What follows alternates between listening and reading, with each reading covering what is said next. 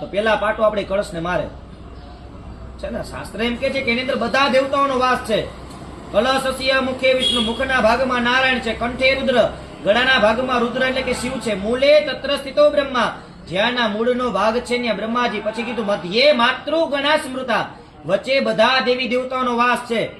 હવે જે દીકરી આવીને પેલા કળશને પાટું મારે એ પછી મા બાપને પાટું ન મારે. એ કળશમાં બધા દેવતાઓ છે. હવે જે દેવતાઓને પાટા મારતી હોય એ મા બાપને પાટા ન મારે. પછી 2 મહિના પછી બોય દાદા કે કોર્ટે આપણો છૂટાછેડા લીધા, તમારી સહી જોઈ. શા માટે? વિધિનું અત્યારે કોઈને મહત્વ છે નહીં. 3-4 કલાક ડીજેમાં નાચે લગ્નમાં, તમે જોવો ને.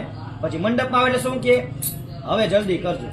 તો આપણે લગ્ન કરવા જઈએ, ડિસ્કો રમવા જઈએ છે ને. લગ્નનો અત્યારે કોઈને મહત્વ છે નહીં. ઓલા કાગળિયા બધું ઉડાડે ને ફંક્શન માટે, એટલે બધા કાગળિયા પડે છે એમાં કુંડમાં, હવન કુંડમાં.